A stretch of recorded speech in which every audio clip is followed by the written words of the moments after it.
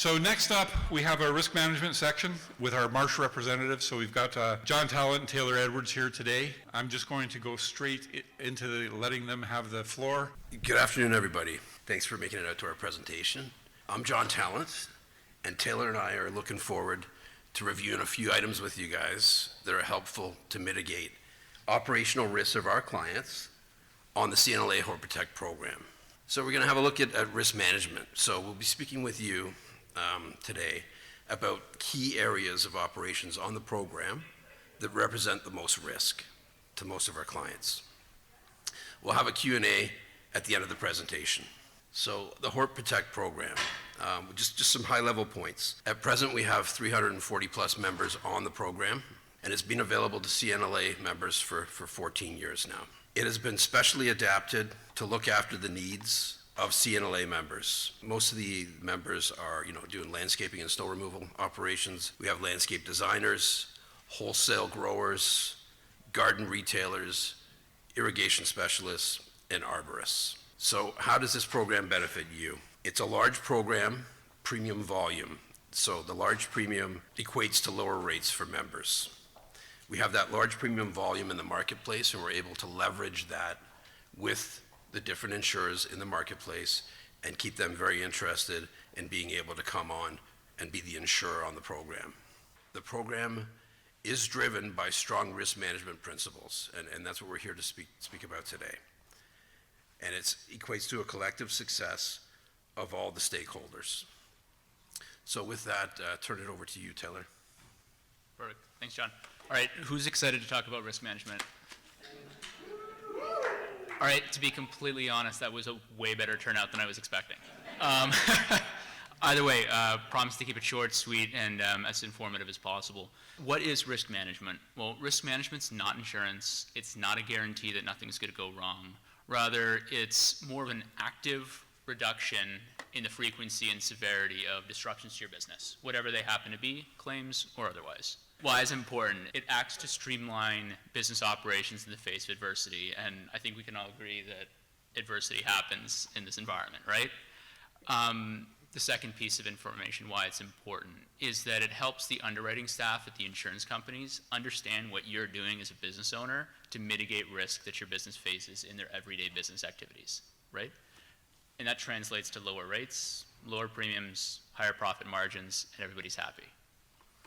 So the way we employ that is through this 4-step process. It starts with identification. What you're doing is you're identifying all the risk exposures that your business faces. And once identified, you analyze what the potential impact they have to your bottom line. You quantify them. After that, you develop a response, a formalized action plan, if you will, on how you're going to deal with that exposure item if indeed it becomes a reality that your business faces. So you're prepared. And lastly, a commitment to monitoring, meaning that you're putting in place key risk indicators so that you're aware as a business owner the minute that exposure becomes your reality, and you can deploy your response strategy. Great example, and I know that sounds overtly complicated, but it's kind of intrinsic to a lot of business decisions already, and a great example of that is a snow removal contractor. You're well aware that slip and falls are a reality of your day-to-day business, right? Unavoidable in most cases. That's the identification. The analysis portion of that comes to realizing that deductibles are expensive, making those payments, right? Insurance is a big ticket. That's all the financial side of those claims. So the response is, what do you do in the event, what do you do to help mitigate that? And that would be working on your contracts, making sure that they're shoring off as much potential liability as possible to insulate your business. And lastly, the monitoring. That's working with your broker, like us, your risk manager, to make sure that the work you're doing as a business owner is being reflected in not only your loss runs, but also your premiums. But not going to dive too deep into that because John's got a whole slide on it.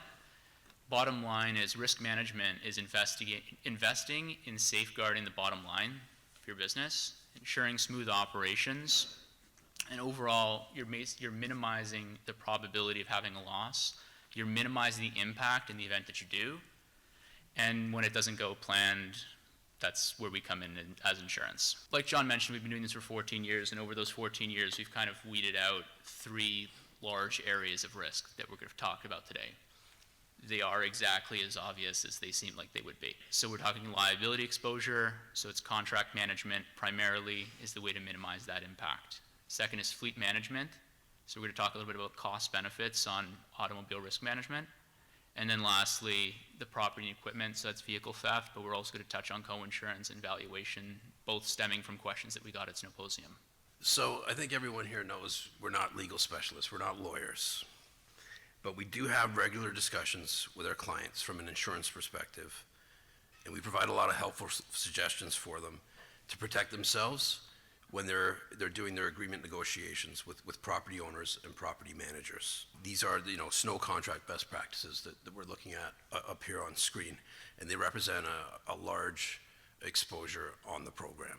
Right off the bat, top left corner there, we definitely like to avoid any bare pavement language, and we like to avoid any free and clear references. They're big no-nos. They're not fair at all, and they're lopsided for the owner and impossible to maintain on a regular basis. Where possible, we like to avoid the obligation of clearing snow between cars.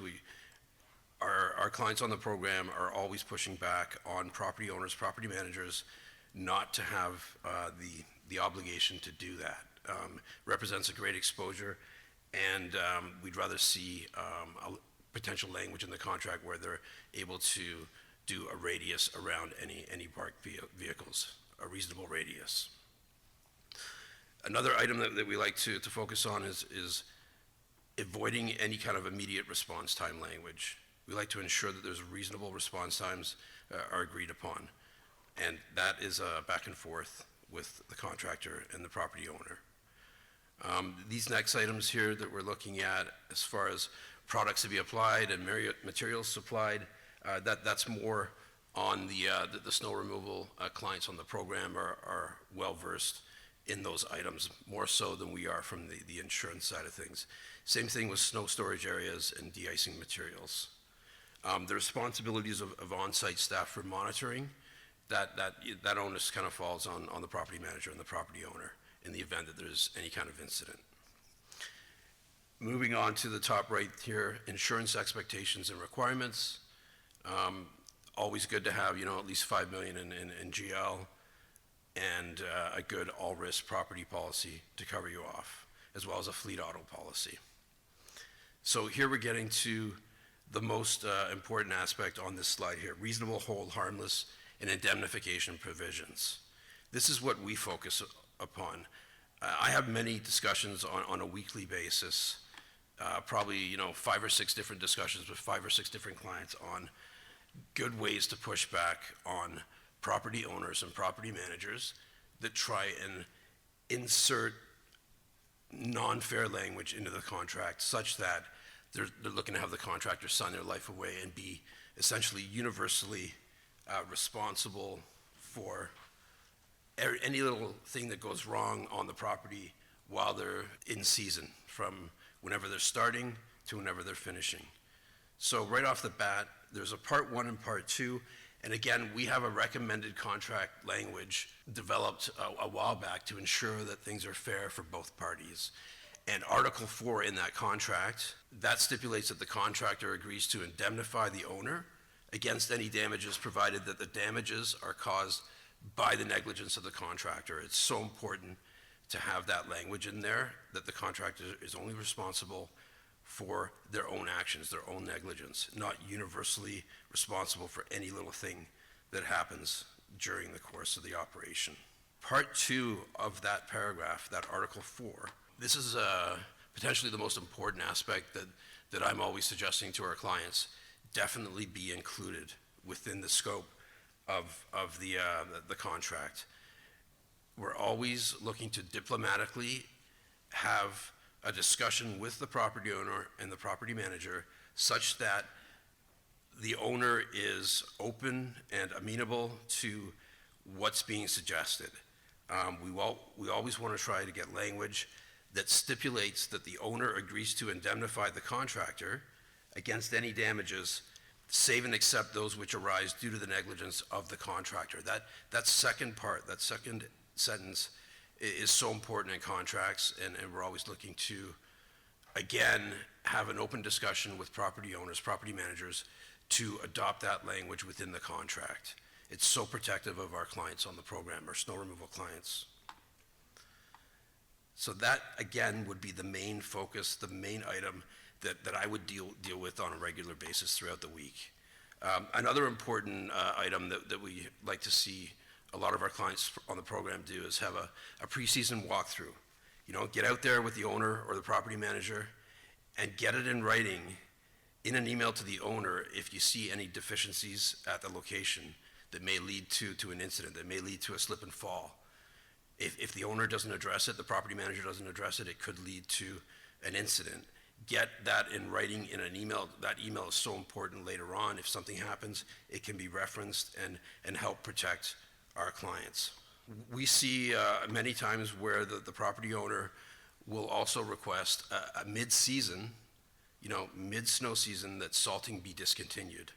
So when that occurs, we always like to have our clients send an email to the owner. Again, get it in writing, get an email to the owner. It's so important to have it in writing that it's a mandate of the owner to discontinue the salting.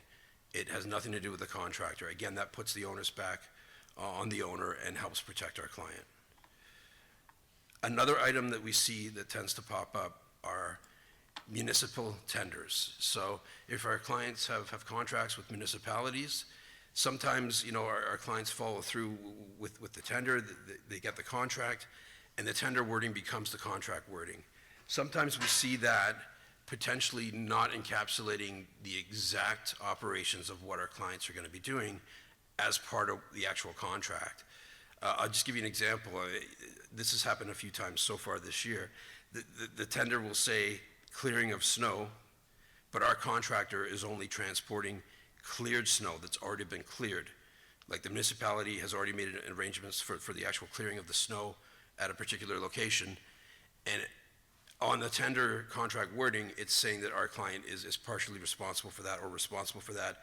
If that's the case, get an email in writing to the municipality, get it in writing that, you're not clearing snow at this location. You're just removing the already cleared snow. Those are the main aspects that we see on our snow contract best practices. The importance of fleet risk management, cost benefits here. So fast forwarding to the benefits, remember how I was saying that risk management's how you save money on your insurance? If you do all this, you save about 20% in your fleet auto. So what's important here, right? It's proving that you have a set system in place for managing driving risks. That's things like GPS, locators, and transponders. That's cameras, and that's driving monitors. The important piece here is to look and monitor the data. You'd be surprised how often the data is recorded and then ignored. Key is to check it.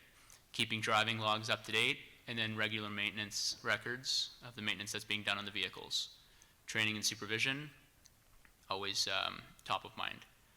The opportunity cost here, how it matters, is that it reduces uninsured losses, reduces vehicle downtime, you're not repairing, replacing vehicles, the list goes on. It's pretty obvious in most cases, but what the insurance company in these cases is looking for is that it's been thought of, been tended to, and they understand what your plan is as a business owner to approach these issues. So how to implement?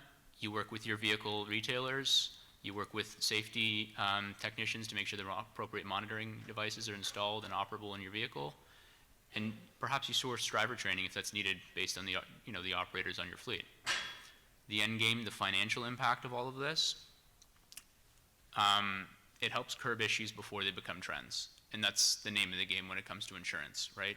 You want to make sure that all of your predictors of future large incidences are cut down. And that eventually trickles down into becoming an integral part of the insurance company's underwriting process, where they deem you to be a best-in-class operator because you're doing more than the average operator does to maintain the integrity and efficiency of your fleet.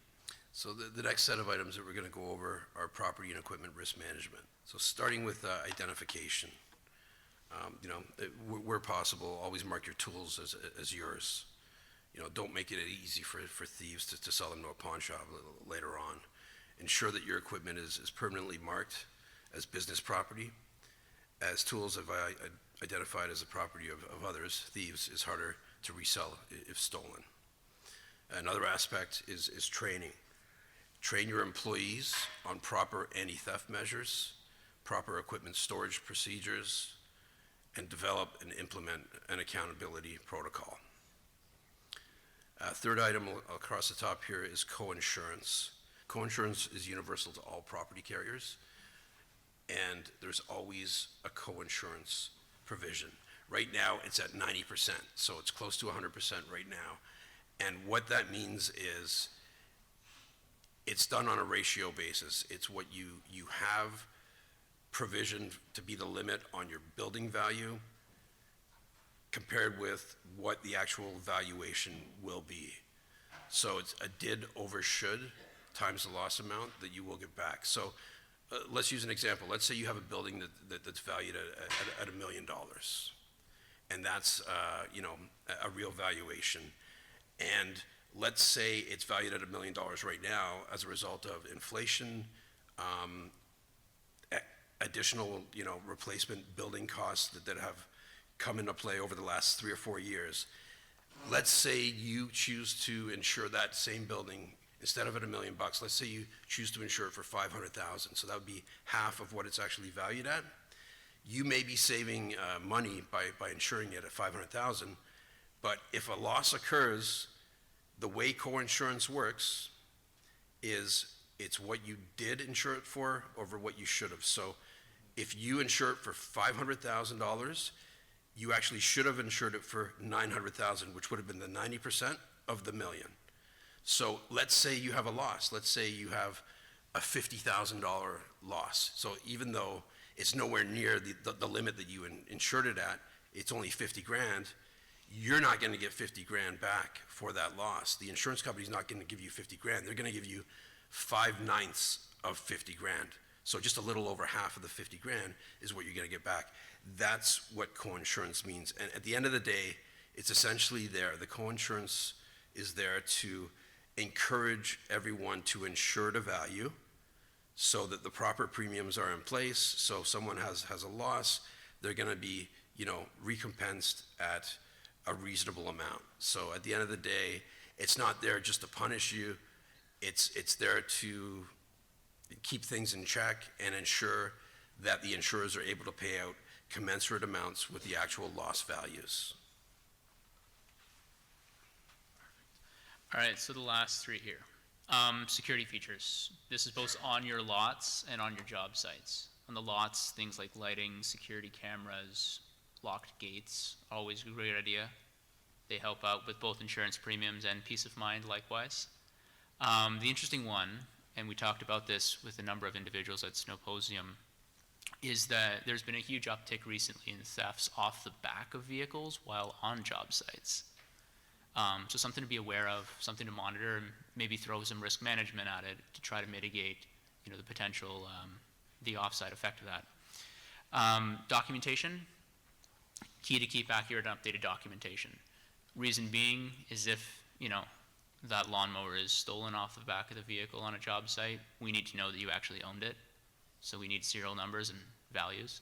Hard to get that after it's gone.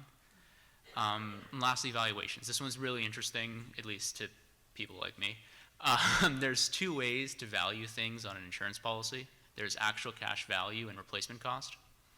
There's been a number of individuals who've called into us recently asking, historically with other insurers, why they didn't get the payout they had anticipated getting when some of their property was stolen. And the answer is because they thought they were insuring it as a replacement cost, where in reality it's actual cash value. And the difference is replacement cost is typically for newer pieces of equipment where you're insured for the value it costs to replace it brand new today, regardless of what you paid for it back then. Actual cash value is kind of like depreciating the asset in your balance sheet in a way with an asterisk, because what it is, it's the cost to replace it with a like kind unit today based on the used market. The problem is nowadays, as we all know, the used market for equipment has skyrocketed. So with those values, if they're not recorded and kept up to date accurately with what it would actually cost to reacquire a unit of a similar make, model, and year, you'd be out a huge deficit if that unit was to disappear and needing to be replaced. So something to keep in mind, something to talk to either us or whoever your broker might be about, because it could actually mean significant money for you down the road. And the difference in terms of premium is negligible in most cases, if any at all. So that wraps up what we want to talk about. Thanks for bearing with us. If there's any brief questions, love to take them. I just had a quick question about deductibles and the idea of maybe lowering the cost of insurance by having higher deductibles, and what is a reasonable level to recommend for companies. Like I've often done 5,000, I think I'm at 10,000 now just to help keep premiums under control, but is there like a threshold where, like what's the median value of claims typically? You know, like is there a sort of sweet spot there with deductibles and premiums? It's a very, very complicated question. Thank you. You have 30 seconds. Yeah, appreciate it. First one's the hardest one, all right. So if I'm gonna simplify it a little bit, so deductibles is somewhat of a business decision, or it's an imposed decision. So if you have really adverse losses and you've had a significant frequency issue, your insurance company is gonna mandate that you have a higher deductible because obviously the costs across the board for your insurance program are higher. That makes sense. In the event that your loss runs look appealing, as in you've gone through and done all your risk management, practices in place, and you've been fortunate enough that you've been able to offshore enough liability from your contracts that you haven't been the recipient of very many claims, then deductible becomes a business decision, right? If you average one claim a year, you could say, okay, usually my deductible is $5,000. If I could save $12,000 by increasing my deductible to 10, is that net difference worth it? Because I know I'm going to pay out at least one claim. So I know I'm paying out 10, but I'm saving 12, so I save $2,000 in a year, in which case that would make sense. But if you're sitting at an average of 2 claims a year, and you're going from a $5,000 to a $10,000 deductible with $12,000 savings, your net spend on insurance and claims-related matters would increase. Does that make any sense? It's really hard to do without being able to. Very few claims. Yeah. I can't say I drive the speed limit, but I'm very safe in every other aspect of my business. So I won't fault you for the speed limit thing, neither do I. But what I would say in a case like that, then usually the industry average deductible is $5,000 to $10,000. Anything above that is either by choice or by mandate. You can always get an option at renewal and be able to weigh out then the cost benefits of the potential savings that you get versus what you're going to pay out as an increased deductible. The only thing that I'd preface that with is it's not usually as much savings as you'd think it is. So it only works in a case where you're not anticipating a significant number of claims incidences on an annual basis. Does that make sense? Cool. Number 2. Let's assume that we have a piece of equipment like a skid steer, and we bought it 10 years ago, and we well maintain it, and it has 2,000 hours on that. So basically that piece of equipment is almost brand new but industry standard says that the lifespan of that equipment is only 10 years. So in that aspect, if that piece of equipment is stolen, then how we have to buy an extra insurance for that? Or bring it as an assessment to certain dealership to make sure that we have a value of replacement for that piece of equipment? So, How old is it? Pardon me. How old is the piece of equipment? Can you reiterate that? I said the piece of equipment has been bought 10 years ago, but Yeah. it's well maintained and it has 2,000 hours or 3,000 hours on that. But the lifespan of that equipment is 10 years. So basically, if we go to the standard of industry, that piece of equipment is worthless after 10 years. But actually, it is really worth it because it has 2,000 hours on that. So how we can make sure that if that piece of equipment is stolen, then we can have a replacement? I can start off. So what we would do, we'd have a conversation with our claims team. So, Taylor and I are not claims specialists, but what we would do is we'd get on a discussion, get on a call with you and the claims examiner and explain that exact component of what's going on. And at the end of the day, what we'd see is an actual cash valuation be applied to that piece of equipment. And what we would do is emphasize to the claims examiner exactly what you just told us, to see how we can try and get it on a positive side for you, as opposed to them just saying, oh, well, you know, it is what it is, and that's how things are gonna go. We would try and have it be a little more, we would advocate on your behalf to have them put a valuation on it that's more commensurate with you taking really good care of that piece of equipment. Does that, you wanna go for it? The only thing, how much do you think it would cost to replace that unit as it is right now today? In the same 2,000 hours, 10 years old, same thing? I would say 60,000. Okay, so what, in this case, what you would do is, remember how I was talking about actual cash value versus replacement cost? Actual cash value, you would state it's worth $60,000. This is the serial number, this is the year, this is the unit. Come claims time, like John was mentioning, the claims examiner will open up that list of equipment that you'd give to us on renewal and would say, okay, fine, unit 123 is $60,000, and yes, it is 10 years old. And based on comparables, this is accurate information. You can't tell me it's 600,000 and get a big check. That doesn't work. But if 60,000 is accurate within the ballpark, then that's what you're anticipated to get a payout, so you can replace that unit. Does that make sense? Yeah. Cool. Thank you. Out of time. Okay, so they're with us for dinner. So any other questions? And you'll be here tomorrow morning, correct? Yeah, they're joining us tomorrow as well for part of the board meeting.